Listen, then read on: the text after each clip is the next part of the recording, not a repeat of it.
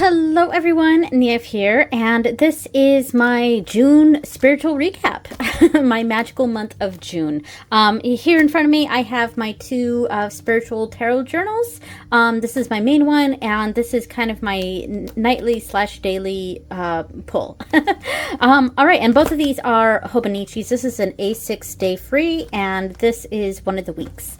All right, so let's get started here. Let me pull out the spiritual journal. Now the light just shifted, so hopefully that doesn't affect things too much. For the month of June, I dedicated to the goddess Anya, and I really didn't fill out much in this section. I think in here it's a little bit more filled out. Let's see, Anya. I did actually pull a thing here, but I didn't record it. I'll have to let me finish up these stickers here. All right, just filled in the stickers there. I'm pretty sure I didn't actually pull on the last day, which kind of sucks, but well, I actually did a terrible job with this.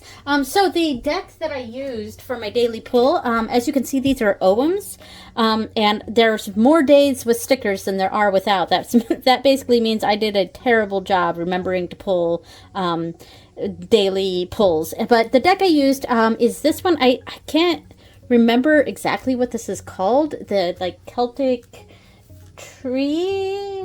I mean, it's an Ogam set, and the book itself for this is not great. I mean, but the cards are pretty generic. Let me make sure it's focusing here. All right, yeah. So the cards are pretty generic, and they're pretty basic. So I actually like using this deck quite a bit because I don't go into the book or anything for this. I kind of just use my own understanding of the Ogam to interpret this. And this smells like cedar because I used to keep this in a cedar box, but now I keep it in this little mesh bag. So speaking of Ogam, the book that I read this month, and I'm counting it as finished, even though there were a few more rituals at the end that I didn't read. But this was a struggle to get through. It's a great book. I highly recommend it. It is, I think it's just called Ogam, not Oam, because it doesn't have the H in it. So I think it actually is pronounced Ogam. But when there's an H in there, the H is what makes that G sound like it loses its sound, and then it becomes Oam. But anyway, so it is Ogam by Erynn Rowan Laurie. I'm trying to remember off the top of my head. I didn't write this down beforehand, which is silly of me. But yeah, well, whatever the title and the author are, I'll put it up on the screen. This was a really good book, very knowledgeable, I highly recommend it. I think the only issue I had with it is that, one, it was really long, so I actually had to split it up into multiple months. So I've kind of mentioned this before, but I have a lot of difficulties reading. I have a bit of, I don't know if it's a learning disability or something like that, but I have difficulties reading. So reading books is actually a big struggle of mine, and I really, really tried to overcome it, but it is a struggle. And this year I've tried to challenge myself to read one book a month, and that may seem like it's nothing to a lot of people, but it's actually kind of huge for me. And I've already failed this, and it's really because of this one book. So I started it in March, and it was my March book, but I got halfway through and I could not finish it that month. So I decided to split it up, and the other half I would read in June for my Anya month. Yeah, so I did finish it ish. There were a couple of rituals at the end that I didn't fully read, but it was great, and I would actually like to own this as a physical copy because right now I only have it digitally. But yeah, so it's done. I did it, so there we go. And I do highly recommend it. So I dedicated June to Anya because so my path is one primarily of Irish paganism, and they don't, like in Irish paganism, the solstices and equinoxes aren't at the same level of importance as the Bealtaine, Lunasa, Samhain, and Imbolc. It's not as important as the four fire festivals, but they are still celebrated. And Anya, she's kind of she's kind of seen as a fairy queen, but yeah, she is a deity of note, and she's often associated with summer. And because of that, people in the Irish pagan community who also celebrate the solstices and equinoxes often associate Anya with the summer solstice. So that is why I chose Anya for June. All right, enough of that. Let me go into what I actually like, some of the readings that I did this month. So let's see, start at the beginning. All right, so this was the Dagda, the Dagda closing, but I never put in the actual pictures of these, but yeah. So welcoming Anya, and this was the ritual, the welcoming ritual / reading that I did, and I used the Fairies Oracle and the Grimalkin Tarot. So let me pull those out real quick. Okay, so I keep the Fairies Oracle in this box, which is really inconvenient, but it's just always been in this box. Eventually I will get around to making a bag for this, but I've had this deck for ages and ages. So yeah, I mean, it's a great deck. It's just, it's one of those decks that you just like absolutely need the guidebook for, or at the, or doing a full like study of this deck. And I've never done that. I've had this deck for over a decade now, probably close to about 12 years. And yeah. And the other deck that I used, this was the bag I made for it, by the way. This is, yeah, it was just really cute and summery. This deck, I feel, is very summery, and I often associate it with Anya, even though I don't exactly do a lot of stuff with the goddess Anya. I do associate this deck with her, but I still use this deck for other things. It's not like dedicated to Anya. It's just it feels like my Anya deck, if that makes sense. And fun fact, one of my daughters, her middle name is Anya, after the goddess. So yeah, I enjoyed these two decks together. Very fun. The Grimalkin Tarot feels very summery to me. Yeah, it's one of those decks that the backs don't feel summery. The backs feel very wintry, but the imagery feels very, very summery to me. And I don't know if I'm like alone in that, but there's just so many bright colors in here. There's a lot of dark colors too because of the borders and the backs. But the cards themselves just have a lot of energy and sunny. There's lots of suns in this deck. So this is definitely, like, I don't use decks seasonally. I mean, this year I'm kind of sort of doing that. I'm more using them monthly, on a month-by-month basis versus a seasonal basis. But in general, I don't really dedicate seasons to my decks. But this particular deck I do feel is very summery, so it's definitely my summer deck. All right, so that was what I used for the opening and the closing for Anya, so I won't pull this out again for the closing part, but yeah.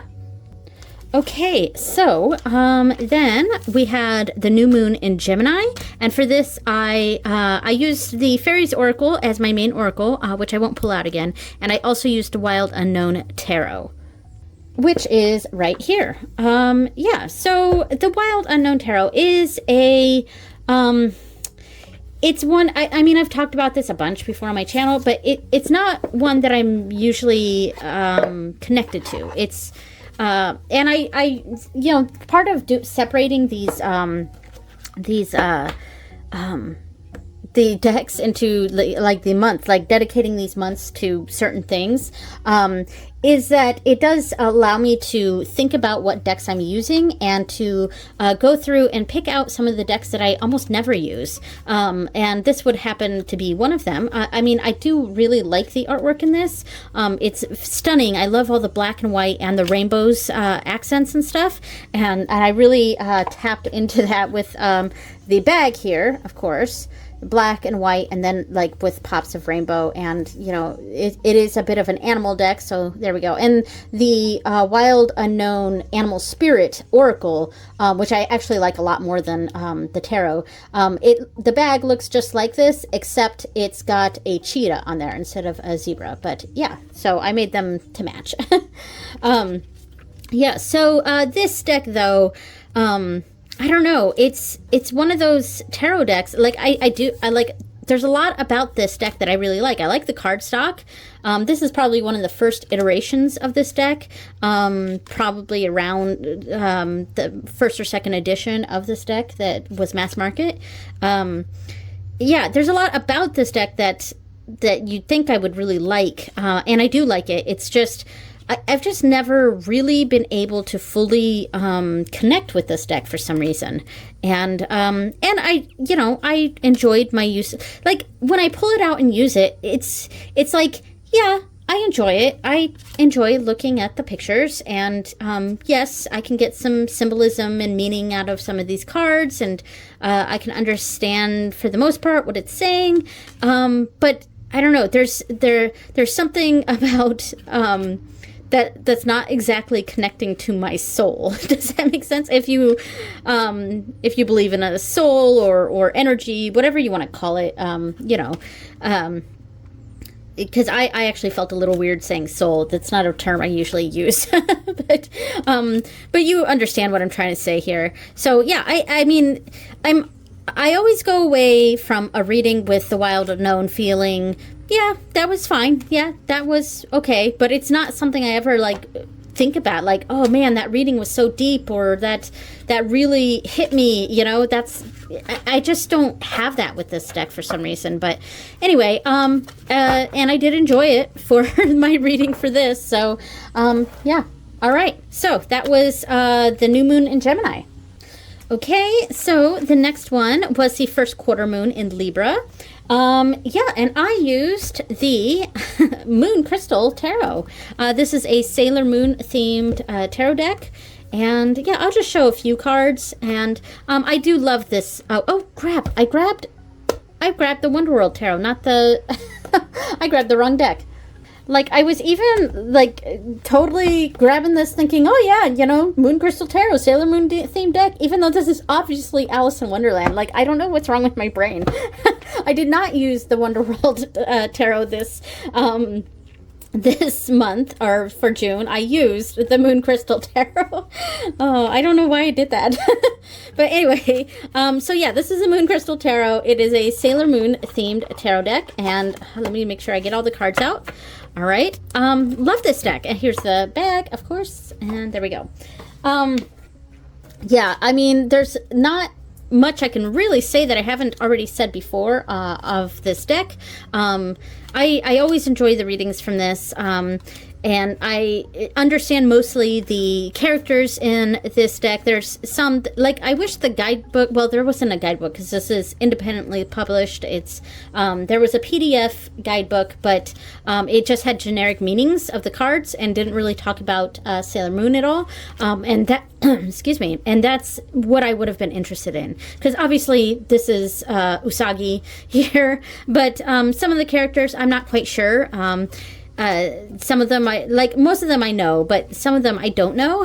But yeah, but I love this deck. It's amazing. I'm always happy to bring it out. It's I wouldn't say it's like a good mood deck, but it's one of those decks that does make me smile. Like I enjoy the readings that I get from this. On a deeper level than say the Wild Unknown Tarot. I don't know, this one connects to me more. I understand the imagery, and there's a love aspect to this deck that that I really enjoy as well. Also, love and friendships, because the love-y feelings or love-y readings that I really associate with this deck tend to be more on the friendly side of things, like friendly sort of love, which is generally the major theme of Sailor Moon, you know, so... and I just watched a funny, kind of interesting, like video essay sort of thing by some channel. If I remember, I'll link it down below. But it was like, it was titled something like, "Is anyone in Sailor Moon straight?" You know, or something like that, or "Is every character in Sailor Moon queer?" And it was an enjoyable watch. But yeah, and basically, it summed up that potentially the only straight character in Sailor Moon is Sailor Venus. But because everyone else seems to be on the queer spectrum here or there. So yeah, one of the many reasons why I love Sailor Moon. All right, so yeah, so that was the Moon Crystal Tarot, and that's what I read for the first quarter moon in Libra. Okay, so then this is fun. This was the full moon in Capricorn, and the summer solstice, but I really just did a moon reading. I unfortunately just didn't get around to doing a summer solstice celebration, and I feel really guilty about it. I was planning on doing a whole reading, especially with Anya, for the summer solstice, really tapping into that energy, but I just didn't get around to it, and I feel awful about it. It's but yeah, so I did but the full moon in Capricorn was on the same day as the summer solstice, and I did the full moon reading, or was it the day of or the day after? I can't quite remember. It might have been the day after, and I just, you know, I only had time to do the one, so I wrote summer solstice on here, but like just kind of to let me know that you know, these were connected, but really it was the full moon in Capricorn. And I used my brand new gourmet tarot. Like I had like gotten this like the day after this or the day before that reading, so like I had to use it. And oh my gosh, like I love this deck. This is so amazing. Let me move this out of the way. Yeah. So I did a walkthrough of this. It's on my channel. Please go check it out. I really like the cardstock. This is super good quality. This was by Scribblist, the company, and I think the artist isn't on the box. Oh, yes, it is. It says by Gummia. So I don't know if that's someone's name or alias or something, but the company that did this deck was Scribblist, and this is so smartly done. Like, I'm so happy with this deck. Look at this 10 of Cups, and it's a family punch bowl. I mean, it just makes sense. So I actually use this deck quite a bit this month, which is going to make the tarot tournament really, really unfair. Because I love this deck. I mean, I know we're still in, you know, the early stages. This not even a honeymoon phase. It's like that you know, not even married yet, just like that lustful stage. And that's definitely how I'm feeling about this deck, for sure. Well, I don't want to get creepy, but you know what I mean. But yeah, this is an amazing deck. I can't speak highly enough about it. Oh, and I did remember that when I did the walkthrough of this deck, there was a deck that I completely forgot to pull out to pair with it, and I'm going to grab it real quick. So, this deck, the art in this deck is very much like almost anime art style. Almost anime art. Yeah, so it's a kind of food that is drawn in anime art. And so I was trying to use a lot of my Japanese decks with this, and I did, and I did like some of them, especially the Bushido Oracle. And I tried one of my Lenormand decks that looked fine, you know, and I was like, well, I guess as far as Lenormand goes, this was the better one of my collection. But I completely forgot that I have my Ghibli Lenormand. I mean, Like, I cannot believe I forgot about this. And this is not something that you can buy. This is something I created for myself, and I can't sell this, unfortunately, because I don't own Studio Ghibli. So yeah, let me just try to move these over a little bit so we can kind of see what this looks like. Let me see if I can zoom out. Oh, there we go. I zoomed out a bit. Okay. So yeah, so it's, I mean, obviously this looks great. I mean, it's Studio Ghibli. Maybe I'll do it like this. We'll do this. Let's make it a little easier. There we go. That's a little better. Yeah, so obviously this goes so well. Like, I cannot believe that I forgot to pull out this deck to pair with this, especially when I was intentionally looking for Japanese decks. Like, I tried my Zenseki Lenormand with this, which is a Japanese deck, and it looked nice. I mean, I didn't dislike it. It did look nice. But obviously, if I had remembered that I have this Ghibli Lenormand, I would have pulled this out. And it does look great. I mean, this is awesome. I mean, it feels very anime here. I mean, we have man and woman right here. And then it's in between the Queen of Wands and the Nine of Wands. So, so I feel like there's, like, if I read this, just like this, and this is kind of a cool setup here. I was just playing around, but this is actually pretty cool. We have the Queen of Wands, which kind of has that fiery, passionate element to it.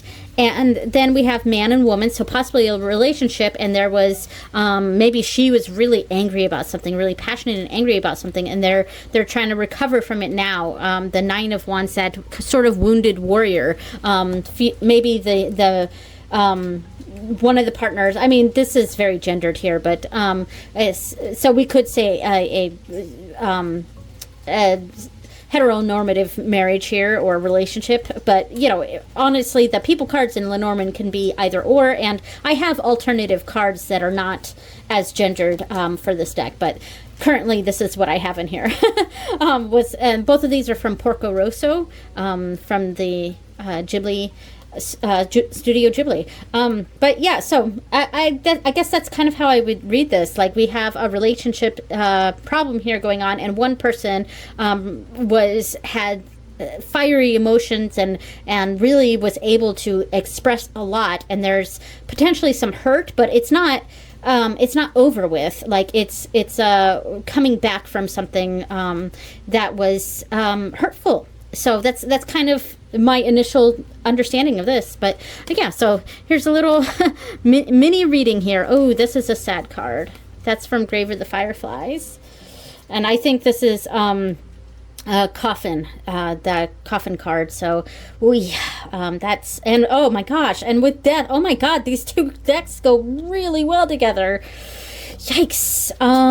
Ouch. Those are some ouchy cards. Let's end it on this one, because this is much happier. We got the traditional lasagna for the Hierophant, and the Ace of Cups with Ponyo, the cups, and two children cards here. And this is fish, and this is child, but they're both depicted by children here. So anyway, we'll leave it on that. Okay, so that was a lot of fun. So I also use the Gourmet Tarot. I haven't filled this out yet, but I use a Gourmet Tarot for the Venus in Cancer? Venus in Cancer? I think it was Venus in Cancer. Anyway, the latest Venus transit video, I have that up on my channel. Eventually, I'll go through and I'll put the picture in here and the reading in here, but I didn't record it in here, so there we go. And then for the third quarter moon, I went a bit different, and I used, let me pull it out here, the Golden Universal Tarot, which is not a deck I normally use, and this is an ancient bag of mine. This is one of the first bags I ever made in like 2010, 2012, something like this. I think is one of my 2012 decks. Let me see if I can see the date on this. Let's see, Golden Universal, when did this get, it doesn't say much here. This is I love Scarabeo. Oh, maybe it's on the back. 2012. So this is one of my 2012 decks. So yeah, and this is actually one of the only, actually I think it's the only like Rider-Waite Smith deck that I have. Let me zoom in. So I don't know how well this is going to show up on camera, but it's sparkly. I wish the backs were sparkly, but they're not. The box is super fun. Love this. So yeah, I mean, this is totally the most traditional of the RWS decks that I have. I don't have the typical Rider-Waite Smith, but this is kind of a redrawing of this. And it said in the booklet when the Universal version, Universal Tarot, came out, and I think it was like the 70s or something. So it is definitely a really old style deck, and it's based off of the traditional RWS. I mean, the imagery is almost exact. I mean, we even got the naked baby there. But yeah, but this is obviously used with a lot of gold foiling and stuff, and I love it. I do love it. But this is not typically a deck that I use because honestly, it's a little boring. You know, it is. It's a little boring. I mean, the blinginess certainly helps with that. I love this Magician card though. When it comes to the Magician, and also the Eight of Pentacles, wherever it is in this deck, I'm not going to search for it, but I actually just really like the traditional imagery, and I'm going to do oh my gosh, I can't remember the name of the series, but it's going by deck with Benny at the Fool's Apprentice. Here on YouTube. I've signed up to do that for the Eight of Pentacles, of course, because that's my favorite tarot card. So I'm a little nervous about that and excited, but you know, I'm a little nervous. But I feel like one thing that I like when it says, when he asks, pull out your favorite, oh, here's the Eight of Pentacles, pull out your favorite Eight of Pentacles from any deck. I think I'll probably just pull out this one, even though this is not typically a deck I like to use. It's that traditional imagery of that Eight of Pentacles is what I'm really, really drawn to. So I think when it comes to the Eight of Pentacles, I'm just really connected to the traditional imagery. So anyway, we'll end this on the world here. But yeah, I felt like using the Golden Universal. It's not a deck that I use a lot. If I do use it, it's often like a study deck, like if I'm just like studying the RWS. So yeah, so that is the Golden Universal, and that's what I used for the third quarter moon in Aries, and I don't have the picture of the reading yet. But yeah, all right. Okay, so finally, I did this yesterday, so I don't have the pictures of the readings on here yet, but this was the Anya closing. I'm going to zoom in just a little bit, and I went back to, of course, the Fairies Oracle and the Grimalkin Tarot. So what I do for the closing is I grab all of the Oracle cards that I use for each of the moon readings. So the full new, let me see.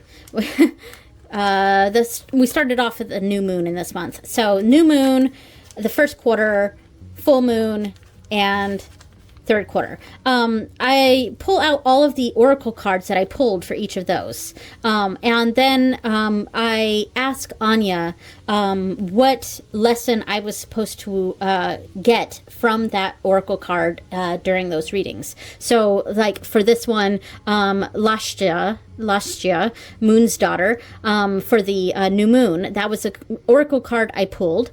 And when I asked Anya what that meant for me, I pulled the King of Swords, and I gave my interpretation there. So that's kind of what I do. So I'll have two positions here and two positions here when I print off the pictures. But yeah, right now I haven't.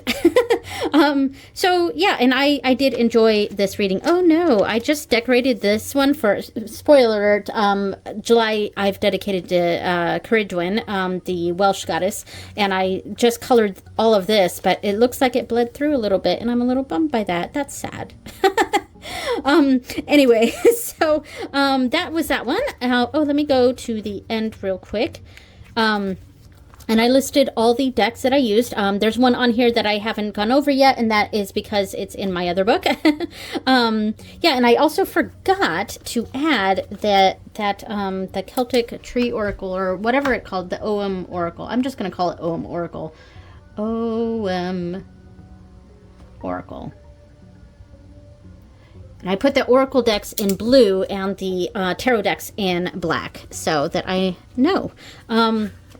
Now, the deck that I got in was the Gourmet Tarot, and now I have this in pencil here, but I haven't gotten it yet, so I haven't marked it in marker yet, because I may get another deck before. I put them in here in order of when I actually receive them. So, but that is the Wisdom of the Kalyak. I've been on that waiting list for forever, and thankfully, a new run of the deck was just came out, and I paid for that, and I should really be getting it any moment. I don't have a tracking number or anything because Jane Brightson sends out the decks herself, so she doesn't have a tracking information for me to follow on that, which is okay. But you know, I can't like track where my package is, so I could be getting the Kalyak today. Even I could be getting it, you know, 2 weeks from now. I really don't know, but I do know that she has she's shipped it out, but it's coming from, I believe, Ireland, so it's going to take a while.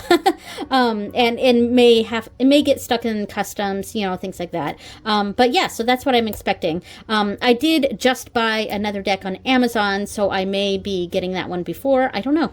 So that is what I bought and what I received in June. And then we have the tarot tournament here, which we'll get to at the very end. All right, so let's go over my daily card book. That was a rough saying of that. So like I said, I did not do a very good job with my daily pulls. Like, look, none on Sunday. Like, every Sunday I didn't do a card pull. I feel like this last Sunday I did pull one. I just didn't record it, but that's okay. And I didn't even put in the interpretations. I just recorded the card. And I, for some reason, forgot to put in the moons for this month. I have it like all the previous months. You know, all the moon and positions and stuff. I don't know why I didn't do that in June, and I'll have to remember that when I decorate the Caradun page. But yeah, anyway, so let me find. So I did a terrible job recording this month because it's gonna look like I didn't do very much at all. It really is. It's gonna look like I didn't do much at all, but I really did. It's just for a lot of them I just took a picture or didn't even really record. So this first week was the end of the previous month, May, and the beginning of June. So I'm just going to go ahead and bring out the deck that I used for that. And that was my Lord of the Rings Tarot. Really cool deck. A really cool bag. Now, this is the mass market version from Inside Editions. So the pips are pippy. But man, I love the bag. I always got to talk about this bag whenever I pull it out. But this is a pretty stiff box, so I usually have to shake it a little bit to open.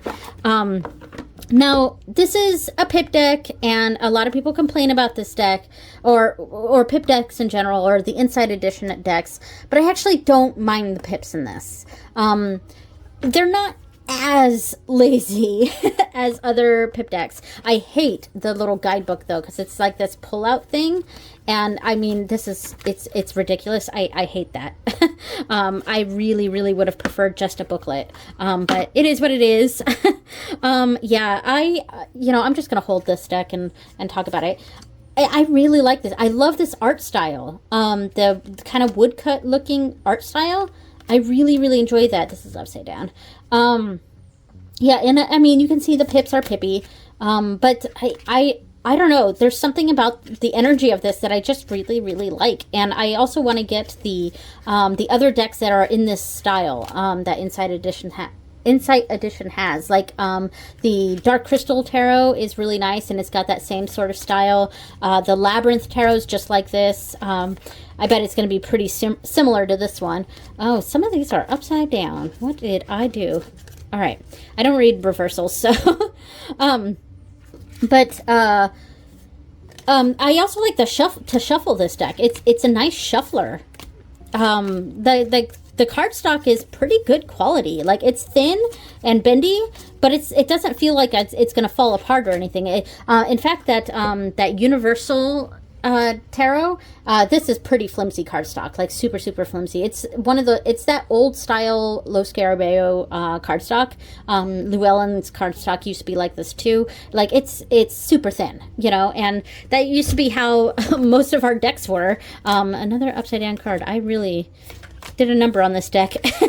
But yeah, even though this is mass market and it's Insight Editions, the cardstock's really good. I like it. It's thin, but it's not flimsy, and it's really bendy and shuffleable, and yeah, so love the Lord of the Rings tarot.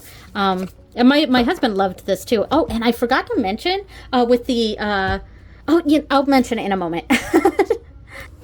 Yeah, I'll mention what I was going to mention in a moment, because it's going to be relevant later. But one thing I wanted to also say is, like, I was just thinking about this as I was putting this away. But I did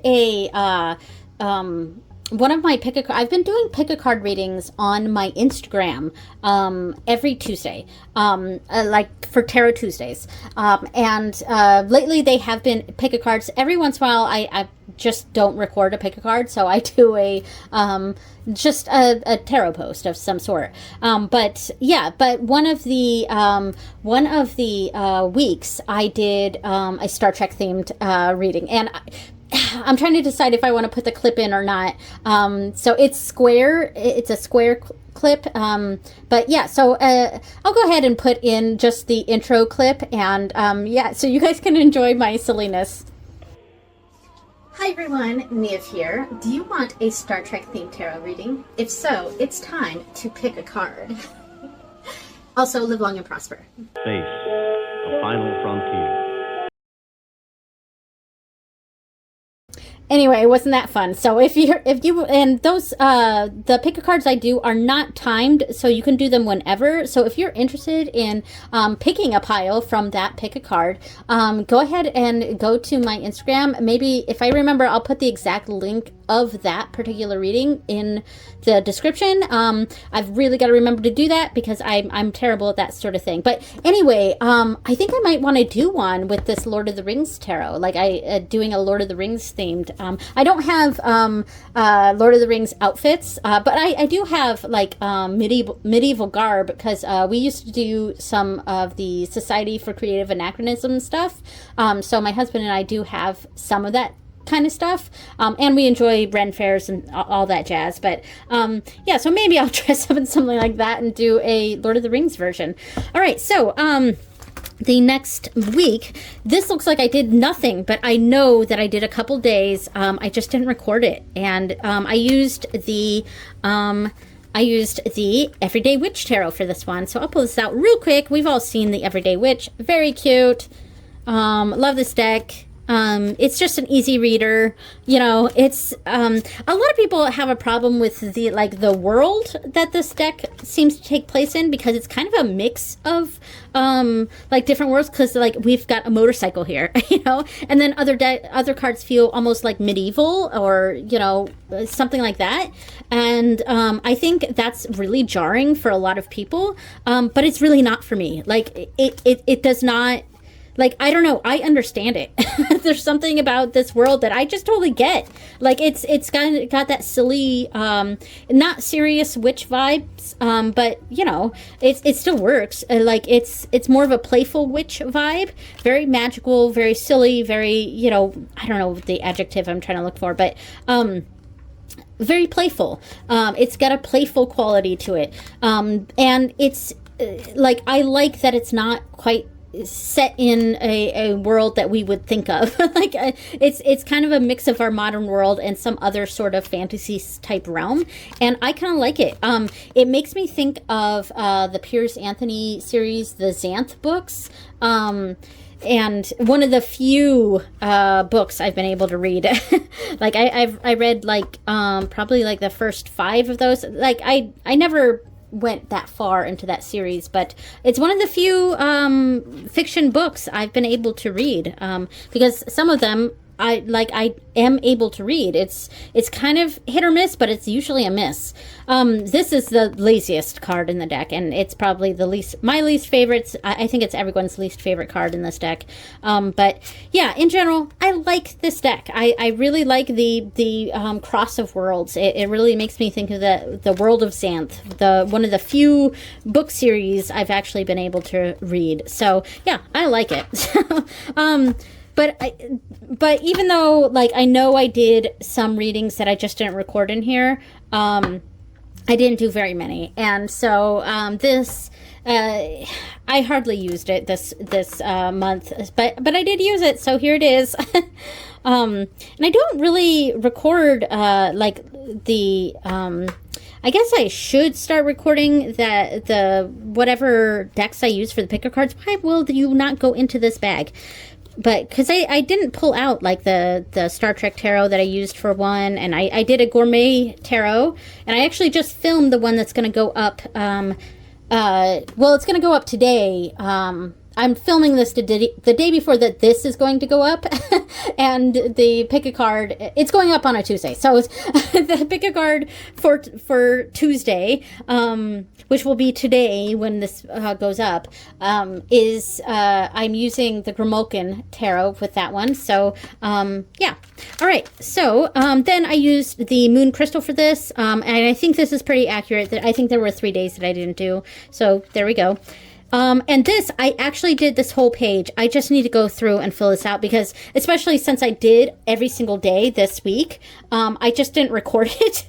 I have pictures of these 3 days. I just, for some reason, I didn't have my book with me in bed because I do these at night in bed.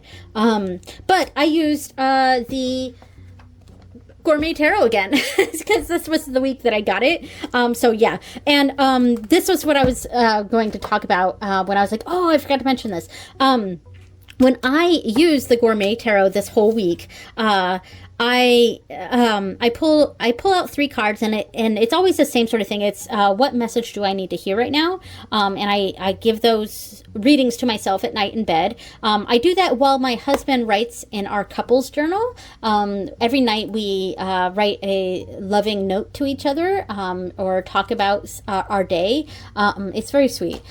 And while he writes in our couples journal, I do my tarot reading, and then a lesson of Duolingo. But my husband is a cook.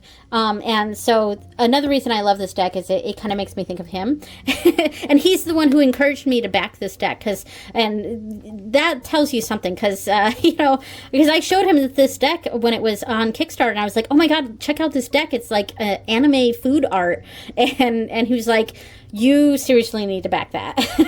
So this is, I really associate this deck with my husband now. But he was so sweet, like all this week, when I would finish my tarot reading at night in bed, he would ask me, so what's for dinner? And I would show him like the 3 cards that I got, and it was very sweet, very cute, and I really liked that. It was a cute little bonding moment. And I would show him the 3 cards that I got and what my interpretation was, and we had this, and this for dinner tonight. Sometimes it was odd combinations of food, but anyway, so that was a very sweet thing. All right, so the next week, again, it looks like I did nothing, but I know I did a few pages or a few days in this. I just didn't record it. Yeah, I did take a picture of the other days that I did, so I'll probably go back and add them in if I remember. But I used the Golden Universal, so that's what I used this last week of these cards.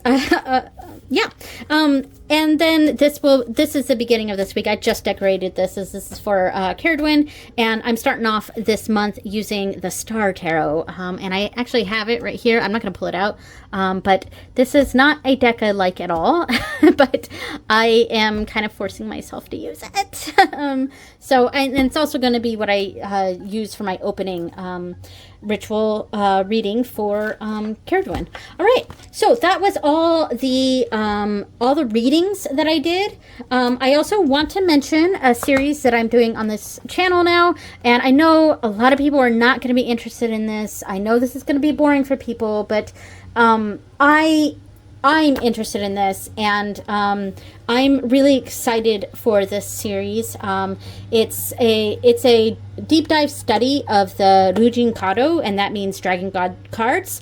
And it's kind of married to the Mars Power Tarot in my collection. So it's a bit of a study of both, but it's mostly a study of this deck, which I know is not going to be of interest to almost anyone on YouTube. And I'm aware that this is not a series that's going to do well on my channel, but it's kind of my own personal study of this deck, and I'm putting a lot of work and effort into this. And I'm also sharing the Japanese reading that I'm doing on camera, like me reading on camera from the guidebook and stuff, and that I'm sharing on my Instagram every Friday, or most every Fridays. I'm sharing from each card, essentially, and I'm sharing those in my monthly wrap-ups of my study.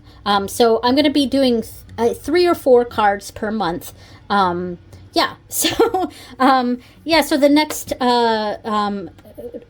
Dragon Gods of Mars. I still haven't come up with a kind of name that connects the both of these. But the next one will be at the very end of this month, because I'm trying to do it at the end of every month. So please, if you're remotely interested, please go check out that series. I'm excited by it, and and I'm also asking people to, like doing that good YouTuber thing, like if you've made it this far, put this emoji in the comments, and we can do that now, in fact, now that I'm thinking about it. Let's see, what emoji should we use? Well, this month was dedicated to Anya, and we had the summer solstice, so can you leave a sun emoji in the comments? And this is me trying to be a good YouTuber, so if you've made it this far, please leave a sun emoji. But anyway, I'm doing the same thing for these, and that first video, I asked, at the end, please leave this emoji in the comments if you've watched this. So, and I got a bit vulnerable at the end of that video, too, so, please go check that out. Thank you. All right. So, anyway, now it is time to pick the best deck of the month, and the best tarot deck of the month, because that's very specific.